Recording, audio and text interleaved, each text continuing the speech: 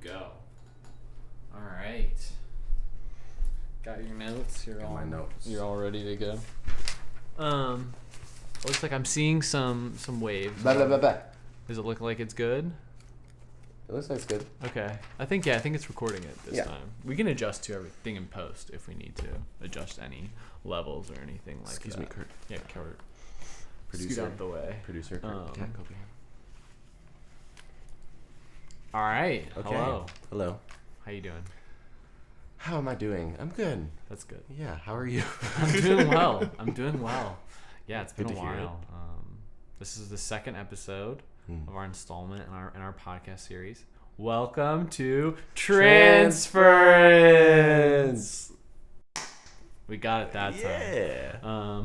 It was kind of scary, bro. Yeah, we did it though. We did it this time. It sounded good. I'm happy with it. Brought a lot of intensity. Yeah. Hey, I mean, now we're all ready to go. So today we're gonna be reviewing. All right, let them know, Steven. What are we reviewing today? Gemini Rights by Steve Lacy. My name's also Steven. Steve. Is it a coincidence? I think is it Steve? Is it Steve or Steven? I wonder. I'm not sure. But yeah, we're going to do what we usually do. Go through all the tracks, kind of give you a general overview, give you a nice rating at the end, and get you out of here. Nice, quick, easy. So Breezy cover girl. General thoughts about Gemini Rights. General thoughts. I liked it. It was chorusy. Lot of singable tracks.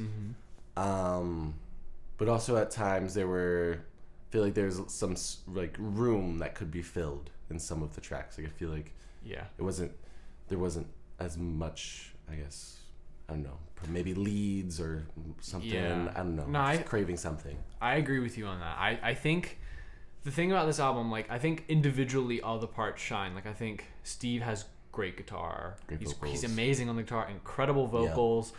But, like, again, like, I was craving more on a lot of these tracks. And as we break down each track, I'll, like, go into, like, what I wanted. Details, right. But, like, sometimes, like, the drums were very simplistic on a lot of the record. And, like, I wanted a little more from, like, the drums. And in general, it's catchy. I understand why it was so popular and why it blew up on social media, like, tracks from this record, because, I mean, they're catchy. Yeah. You can sing along. It's fun. It's good music. But yeah, maybe not my favorite record of the past year, but still pretty solid. Yeah, definitely unique. Sound production is just stellar. Like, it's really, really crisp, very clean sound. Oh yeah, good production on it all around. And yeah, I mean, I liked some of the songwriting, but songwriting wasn't the strongest aspect of this record for me. Yeah.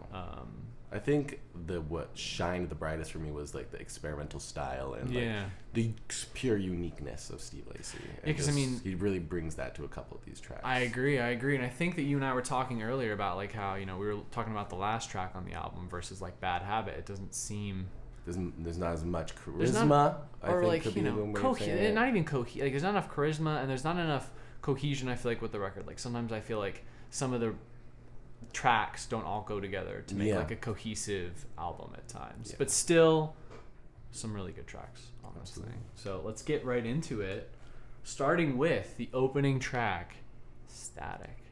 Smoking baby, you got something in your nose. Feel dark.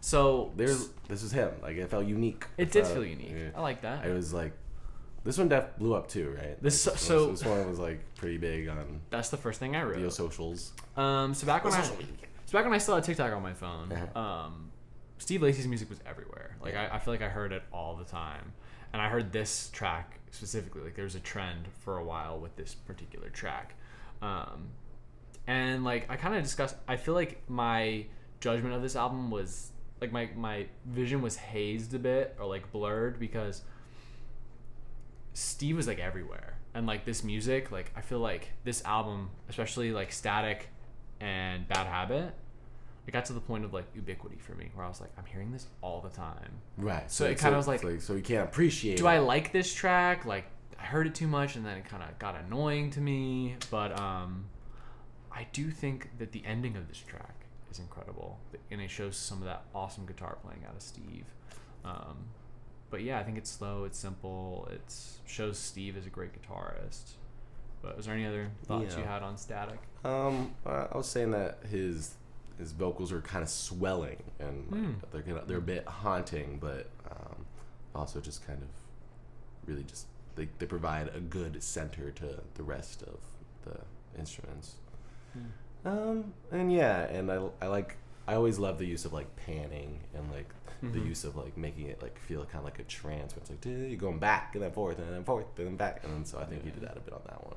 I like that. Yeah, I do like that. I think that and that I think kind of speaks maybe not so much to the experimental aspect of it, but that's kind of experimental in nature, doing stuff like that. Right. So I think, but to me, the track still felt a bit incomplete, which is with other tracks on this album. Like I wanted more. Yeah, it felt kind of like an interlude a bit. Yeah, kinda. That's how I felt about some of the songs on this thing. They didn't feel totally complete to me. Like not a whole thought, but more like an idea, the beginning of an incredible song. Yeah, but I just want a little more. But yeah, any other closing thoughts on Static? No. All right. Yeah, good opening though. All around good. I mean, I'm not saying unique. It's bad. Yeah. It's unique. It's interesting. The guitar is killer at the end. Steve's vocals, great. Next, we have Helmet. What are your thoughts on Helmet? This is my favorite track. Really? Yeah. I love it. Helmet's a good track, man. I like Helmet a lot. I really dug it. It was groovy. It was like thumping. It was high tempo. Like I don't know. It just felt very like strutting. Like I like Steve's attitude on this track. I feel like he's got attitude and like it does feel like it has that charisma. And there's this again. A lot of my introduction to Steve was like through TikTok when I still had that app on my phone. I've since deleted it. But when I had it, there's this hilarious TikTok of this girl screaming out something to Steve at a concert, like, "Can you say hi to my mom or something?" He's like, "No, I can't," or like, "Shut up," or something. And then he goes right into the song. He's like, "Oh, it's so funny." And then he just sings. And he goes, "I've been, dude, it is so funny. If I can find it and throw it into like post, I totally will. It is so funny. Shut up. It's just, and he just goes right into, "Oh." Yeah. But that's all I could think about. I just love the tempo of this one. But yeah, it's good upbeat, good steady beat. Again, I like the vocals on this track. I mean, I feel like I like the vocals on all these tracks. Yeah, this one's a fun one to drive to. Oh yeah. But yeah, I don't know. I mean, I wouldn't say it's my favorite track, but I appreciate it. Yeah. I thought it was nice. It was soulful, and he was definitely talking about just like relationships. He was like, "Oh, I gotta let go," but like like trying to like find his self-worth. It was nice. So I think from a songwriting aspect, I liked this song more than like the average track. On this album. I felt like this one was a full like thought, like a full song. Yeah. Like it had good elements to it. Yeah. And it had like that personality. I almost feel like it had some like that angst. I feel like some angst in there. Yeah. Too. I always love a good angst. Guitar is punchy at the end. I like the guitar. Again, I'm going to just be probably complimenting Steve's vocals and guitar on most of this thing because that was like my favorite part of the album. But yeah, I don't really think I have much else to say about Helmet. Solid track. On and ready to go. All right, next we're getting into my favorite track also on this second album. Favorite, real good. Mercury. All right, like Mercury is just like it makes you want to do like a Latin dance. I think there's like a lot of Latin influence on this thing, like Definitely. Latin beat, Latin guitar, especially with the just like that, bro. And that's exactly it. Honestly, you guys can pull up the track and that's what it sounds like. Yeah. But no, the guitar. I love the acoustic guitar on this thing. Again, I think the beat is incredible. It's a song that you want to dance to. I like the lyrics on this one too. Yeah. They have a good like stuttering like that rhythm. It's just so nice. Fire. Steve is just like he always like adds just like a little like high note in like to like that little short little cadence. It's like it's just so always so pretty. He's got a great range. But like when I look at the lyrics, I read and I was like reading over them, listening to them, and I'm thinking like maybe it's a song about like modern day dating and like talking about it seemed like he talks about his previous relationships kind of on this track. But other than that, I mean, again, I wasn't like completely blown away by the songwriting, but I still enjoyed it. I liked the lyrics. I thought it was catchy. I said the ending vocal effects reminded me of Travis Scott a little bit. Yeah. Yeah. I could see that. Yeah. I don't know if he had autotune, but I think he had a delay. Yeah. On his voice at the end. And I don't, like that part, even know how to feel. Yeah, that feel. Might be too real. Yeah. That part. So the end, the outro. I mean, like 91210, like Travis Scott. Real, I could see that. Yeah. 90210 is a great track, by the way, for people that haven't listened. But yeah, I think that's interesting. I wonder if he was like inspired by Travis to get those. Maybe. But that's kind of a Travis vibe. Yeah, just that on that track. Essence. I like it. Moving on, we have Buttons. Buttons. Not the most memorable track for me from my first listen through. I don't know. For me, I feel like this was kind of like a bit of a lull, like not a crazy lull, because I still enjoy the track. Mm-hmm. But for me, Buttons on my first listen, it was like a little bit forgettable when I was trying to like recall the album. But I listened to it again today. Listened to it again a couple other times, and I still like it. But I thought it was like pleasantly dizzying. Like, it was kind of like hazy, like kind of like walking, like in his video, where he's like kind of like lumbering, kind of like interesting, like swaying, kind of like a thing. Oh, I like it though. I mean, I think it's still, and I think I mentioned this to you earlier. It creates an image in my head. For me, it's like a sexual kind of track. Yeah. Like it feels very like, I guess, like the beat. The emphasis is strong. Yeah, it just seems kind of like, maybe not dark, but like sexual. You know what I mean? Sexual. Yeah. Let me see what else I wrote about this track. You have anything you want to say? No, just kind of made me feel like walking in a desert, you know, and just like not really knowing why I'm in the desert. Yeah. Just like all my clothes are torn and everything. I think that's a unique visual for this track. But I guess for me, like the song being Buttons, talking about partners in the song. I think that's why I got like the sexual vibe from it. But I do think that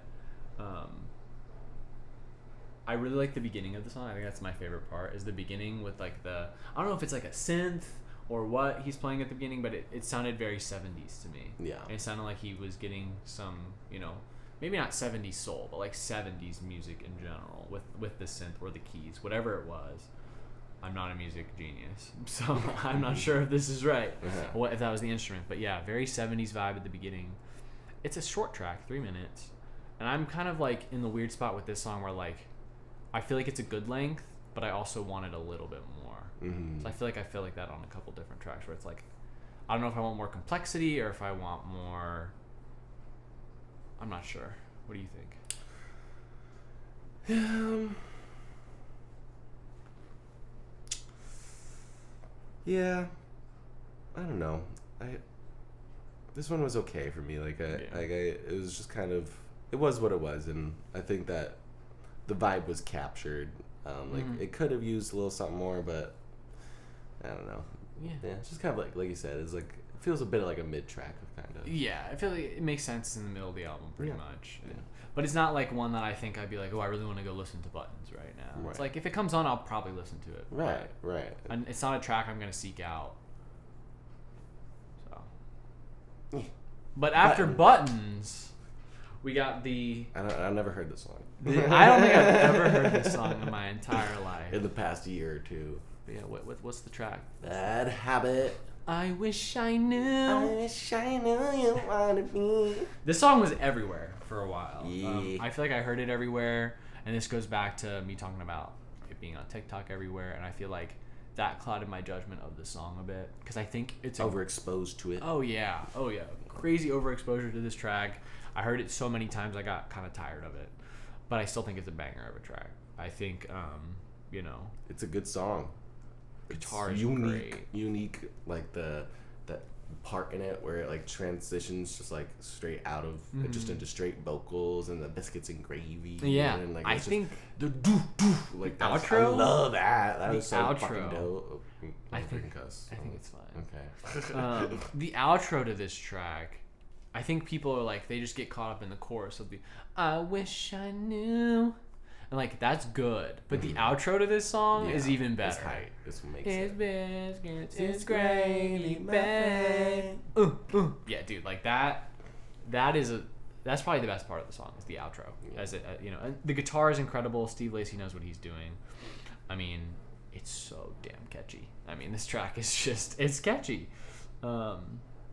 And 500 million views. Oh, 500 million. 550 million plays on Spotify. That's just Spotify. Think about all of TikTok, Apple Music. YouTube, Apple Music, everything. I mean, Ubiquity and this song go together, and like, it's definitely way overplayed, but it's a good song. It deserves it. I feel like. I mean, but there's that part at the end. The instruments drop out. It's just the vocals. You have a little bit of guitar, and I'm like, yeah, that's experimental. It's a chef's kiss. Cool. Chef's kiss, man. It's a nice transition. It's a good fade. Yeah. Anything else you have to say about Bad Habit? I think it speaks for itself. It's a good song. It's biscuits and gravy. It's biscuits and gravy, man. Babe. Yeah, I mean, again, I think it's a shame that a lot of people just know the song for the chorus when there's so much more to this track than just the chorus. I mean, the chorus is great, but like we said, listen to the outro. For sure. Don't listen to just the little clip that's on TikTok. Don't listen to the 6 seconds. Be able to like listen to the whole song, sing, enjoy the whole song, enjoy the whole track because it's a good track. Alrighty. So this is now we're getting to a little bit of a weird track. What are your thoughts? I had very limited thoughts. I wrote 3 words. All right. Sarcastic, kind of trippy.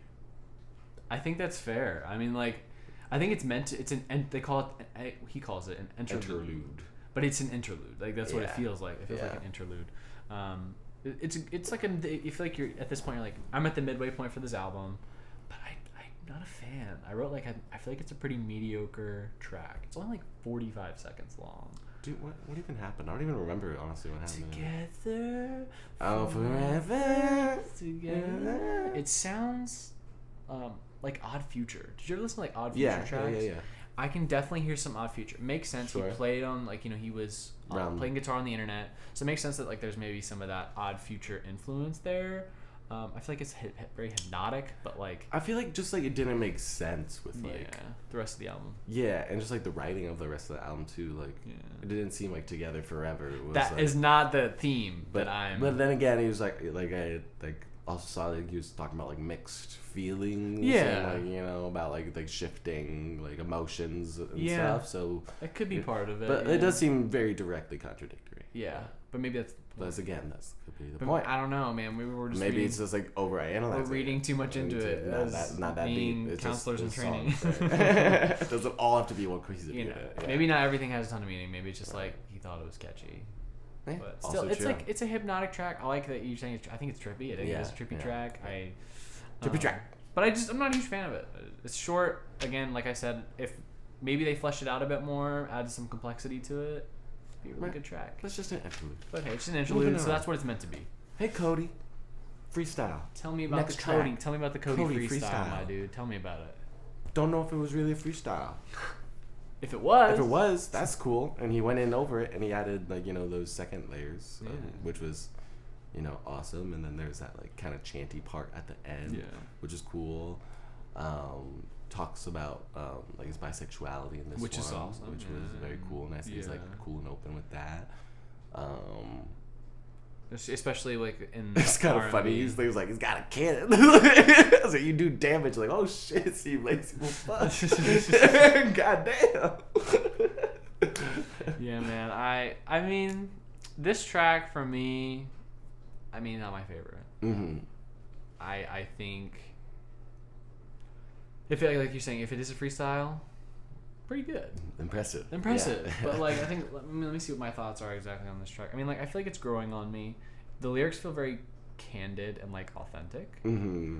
And like I had mentioned earlier, like homophobia and like hip hop and the R&B community, like I feel like is prevalent, and like the fact that he's talking about his bisexuality and like dating men and things like that is like empowering to people that are bisexual or gay, and like especially people like in that R&B realm. I think that's really cool. But still, for me, it's a little bit. I thought it was a little bit boring. A little bit boring of a track. I kind of said the same thing, like, about, like, the soundscape wasn't, like, that interesting. Yeah. Like the pad. Not too complex. Yeah, it was just, it's kind of like, I felt like a stock one, almost. Like, I feel like you recreate that sound kind of easily. And the drums on this whole record, in my opinion, are, like, not the best. They're not my favorite. I mean, and I feel like that's kind of true for this track, too. The drums, like, didn't blow me away. And I can't even remember if they, like, used a kit or it was, like, 808s. Like, I don't even remember what drums were used, but the outro is good. I feel like the outro in a lot of their songs are pretty good. A lot of the songs on this thing. But. Yeah. It seemed like the theme of the lyrics for Cody's freestyle was just like being over the relationship, except for like sex, basically. Yeah, very physical. The physical aspect of it and the physicality of, you know. I think in this track, if I remember correctly, he like mentions different people's names, like ex-lovers almost, and like or Kenny. Yeah, right, yeah. And I mean, like, you know, I think it's a good track. I think it can be viewed as like, you know, I don't know if it's like totally even empowering, but it's still cool to like have that exposure, you know, from like, you know, a man talking about relationship with other men and like the R&B field, which I mean, I think they've come a long way. Like the R&B community has come a long way, so I feel like it's not as big of a deal, but it's still like pretty cool. So, all right, Amber, tell me about it. Amber, I said it was soulful, swelling with swirling sounds, warbling. There's like some nice static and a lot of chorus. I think Amber is a good name for it because it felt like it had a texture, like amber, those kind of liquidy and like this slow moving kind of. Like that. Yeah. To me, I think what shines the most on this track are Steve's vocals. I mean, I'm just gonna continue to gush about Steve's vocals because I think it's the strongest point of the record. It's just Steve has a great voice. Steve does. But other than that, like it was a forgettable track for me. It was a track that, like, you know, didn't really stick with me after my first or even like third or fourth listen through the album. I was like, you know, it's like a solid average track in my mind. But yeah, I don't really have much else to say. Yeah, honestly, me neither. Like, I appreciated the feeling of like the texture of all the sounds and stuff. So. Yeah. Alrighty. Next. What is it? Sunshine. With I don't want to butcher the name of the feature. I don't know either. Fouché? Fouché. But there's an accent on the E, so maybe Fouché. Bobby Fouché. I mean, this track's actually growing on me a lot. I like this track. Yes. After my third or fourth playthrough, I was like, okay, it's kind of West Coasty. It's a good track. I like it. But I even mentioned to you, I like the Fouché feature, but I wanted more from Steve. He has that little intro, and then he kind of drops out. Maybe he's just more on the guitar for this track. Yeah, and I feel like some of like the Fouché parts like were a bit like repetitive, and they could have like perhaps be like minimized or transition a little more to have like, you know, more time for him to make a little and the lyrics impact. The lyrics are a bit repetitive. Reminds me of West Coast, like kind of like hip hop pop. Kinda, like Emotional which Oranges. Is hot right now. Have you heard of them? Never heard of them. It's kind of. I feel like it's kind of like that, like West Coast. Yeah. Like, I mean, the drums. The drums are still. I like the drums are steady in this song. I actually like the steady drumming, like not too complex drumming for this track. I think it works well. I don't know if I go as far as like atmospheric for this track, but it's kind of like, I don't know, similar to like an atmospheric type of vibe. I think the guitar is good, chords are good. I wrote buttery guitar tone. Buttery, that's nice. I want more from Steve. I want more from Steve on this one. Come on, Steve. I like the Fouché feature, but Steve, give me some more. I want some more of those lyrics because I want some more vocals from Steve because he killed it on this album for vocals. But where does that leave us? That leaves us with the final song, Last Give track. You the World. Yep. Good closer. It's a good closer to the album. Yeah. Definitely feels reminiscent of like another era of like ballads and like types of like 70s like instrumentation. Yeah, but it's nice, you know. It feels like a soul record. It's a soul song. Yeah. And I think that's, you know, Steve definitely shines there. Yeah, I mean, I wrote Steve's vocals shine here. I literally wrote that. I mean, like, think I wrote that on like every song. But yeah, I think it's a good closer to the album. Yeah. I think like you said, like good soul vibe. Doesn't completely match the vibe of the album. Like I think you said that first. Like it's just, it definitely, like you said, you compare that to Bad Habit, and then you have a weird comparison. It's like they're not like, similar. Yeah, they could like be like separate projects. Like it could be on different albums even. Yeah, like because this is more soul, and I think who did you mention that it sounded like? I remember you talking to me. Oh, like Daniel Caesar or Gambino. Childish Gambino. Yeah, I even said John Mayer. But I could even see that. Interesting. I like that. I like that comparison. But yeah, I feel like the simplicity works here. The soul vibe is there. Again, at the end of the day, Steve's vocals on this whole album are great. Mm-hmm. I think that he shows in this album how awesome his range is. He's got a great vocal range. There's times where he's almost rapping, and there's times where he's like hitting these beautiful high notes, and I'm like. And then there's times where he's just like jumping in between the two. Yeah, and it's like super. It's like, this is he cool. does it with ease. Yeah, this is cool. It's a idiosyncratic style. I like that. Like. Yeah, I think that's a good way to describe it. Yeah. Do you have any other thoughts on this final track? Not particularly. It was a good ending track, and it was just kind of this little. Nothing crazy. Yeah, nothing crazy. Good bow. I think the craziness was early on in the album. Yeah.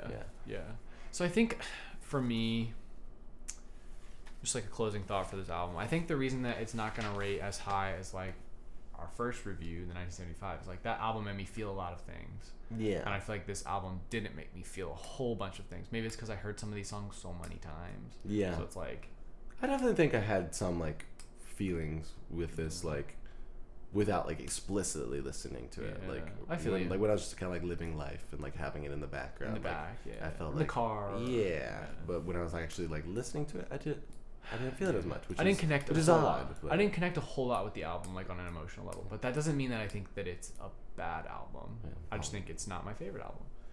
And I still think there's moments where the vocals shine, guitar shines. But yeah, the drums are sometimes lacking. So here we are at the end of the review, and now we must give a score. Yes. All right. Just take us away. Score it, Steven. Out of 10. Out of 10, I will give Gemini Writes a 7 out of 10. 7 out of 10 is pretty good. Yep. I think that the quality of the sounds, the uniqueness of some of the decisions in the songs, and some like the instrumentation and like the way things transition is like unique and interesting. But there are also some parts where it does not feel as interesting or engaging. Yeah, I was around a 6 or a 7 for this thing, so I'm gonna go like a 6.5 for this record. I think it's good. I think like 5 is like very average, like a very average album. Yeah. So it's definitely it's above average. It's above average album. Yeah. But again, for me, like I emotionally didn't really connect with it, and there's a lot of areas on the album sonically where I wanted more, either through instrumentation, more vocals, things like that. But again, solid record, Steve. I'm excited to see what else he has to come out. I'm excited to see his next project. For sure. And see where it goes from there. Yeah. I'm excited to see what we'll review next. Yeah, well, thank you guys for listening. Yes, thank you. Thanks, Mom. Thanks, Dad. Yeah. Signing off. Let's hope it recorded. Thank you. That was episode dos. Kurt. You can't surprise a Gemini.